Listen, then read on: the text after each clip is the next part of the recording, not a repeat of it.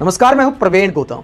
दोस्तों, पीएम मोदी और बीजेपी के तमाम नेता विपक्षी नेताओं पर, विपक्षी दलों पर बार बार आरोप लगाते हैं कि ये लोग हमेशा रोते रहते हैं, देश की संवैधानिक संस्थाओं को बदनाम करते हैं, विपक्ष के पास और कोई काम नहीं है।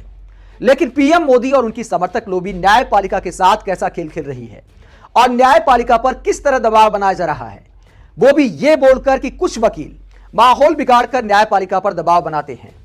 600 वकीलों ने मुख्य न्यायाधीश डी.वाई. चंद्रचूड़ के नाम एक चिट्ठी लिखी और इस चिट्ठी में आरोप लगाया है कि कोर्ट में सुनवाई के बाद, सुप्रीम कोर्ट में सुनवाई के बाद, कई मामलों में फैसले के बाद कुछ वकील मीडिया में जाकर अनर्गल बयानबाजी करते हैं, सोशल मीडिया पर माहौल बनाते हैं, कई राजनीतिक दलों के संपर्क में रहते हैं और इस वजह से न्यायपालिका पर दबाव पड़ता है।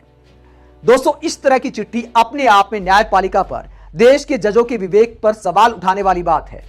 क्या सुप्रीम कोर्ट के जो जज हैं वो सोशल मीडिया के दबाव में या फिर मीडिया के दबाव में फैसले देते हैं?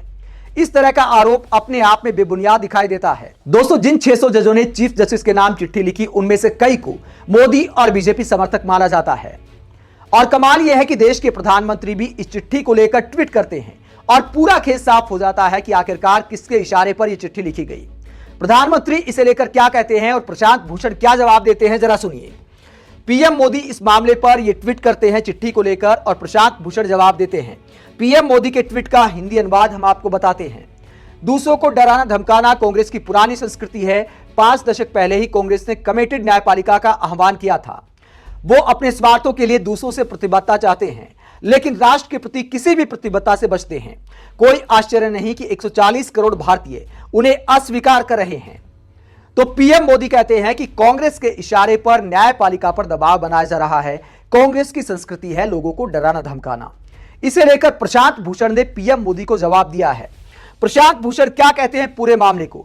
हरीश साल्वे और पीएम मोदी को टारगेट पर लेकर प्रशांत भूषण कहते हैं, सरकार के पसंदीदा वकील साल्वे ने चुनावी बॉन्ड की रिश्वतखोरी और जबरन वसूले के विवरण को उजागर होने से रोकने की बहुत कोशिश की। टैक्स हेवन में उनके खातों का खुलासा पनामा और पेंडोरा पेपर्स से हुआ था। अब वो 600 वकीलों के एक समूह का नेतृत्व कर रहे हैं जो सीजेआई को सख्त आदेशों से पीछे हटने के लिए प्रभावित करने की कोशिश कर रहे हैं।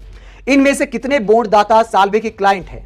आश्चर्य की बात है कि मोदी इस पत्र के समर्थन में ट्वीट करते हैं तो प्रशांत भूषण हरीश साल्वे पर आरोप लगाते हैं कि उनकी अगुवाई में यह पूरा खेल खेला गया और पीएम मोदी के ट्वीट को लेकर हैरानी जताते हैं। दोस्तों, जहां तक न्यायपालिका पर दबाव बनाने वाली बात है, क्या लोग सोशल मीडिया पर बोलना छोड़ दें? क्या टीवी चैनलों को इंटरव्यू देना छोड़ दें? क्या ये गैर कानूनी है? ये आखिरकार किस गाइडलाइन का उल्लंघन है जो इन वकीलों को आपत्ति हो गई? इसके अलावा जहां तक न्यायपालिका पर दबाव बनाने की बात है, न्यायपालिका पर सबसे ज्यादा दबाव तब बनता है जब देश के प्रधानमंत्री न्यायपालिका का मजाक उड़ाते हैं। न्यायपालिका पर दबाव तब बनता है जब सुदामा के चावल का उदाहरण देते हुए पीएम मोदी न्यायपालिका का सुप्रीम कोर्ट का मखौल बनाते हैं। वरना जमाना ऐसा बदल गया है कि अगर आज के युग में सुदामा श्री कृष्ण को एक पोटली में चावल देते, वीडियो निकल आती, सुप्रीम कोर्ट में पीआई हो जाती और जजमेंट आता कि भगवान कृष्ण को भ्रष्टाचार में कुछ दिया गया और भगवान कृष्ण भ्रष्टाचार कर रहे थे। दोस्तों, सीजीआई को चिट्ठी से पहले इलेक्टोरल बॉन्ड मामले पर सुनवाई के दौरान भी हरीश साल्वे और कुछ वकीलों ने इस मुद्दे को उठाया था कि इस फैसले को लेकर मीडिया में बयानबाजी कर रहे हैं कुछ वकील और प्रशांत भूषण पर ही साफ तौर पर कटाक्ष किया गया था। अब प्रशांत भूषण कहते हैं कि यह सारा दर्द दरअसल इलेक्टोरल बोर्ड जैसे फैसलों को लेकर है और सीजीआई पर दबाव बनाया जा रहा है ताकि वो ऐसे सख्त फैसलों से पीछे हट सके।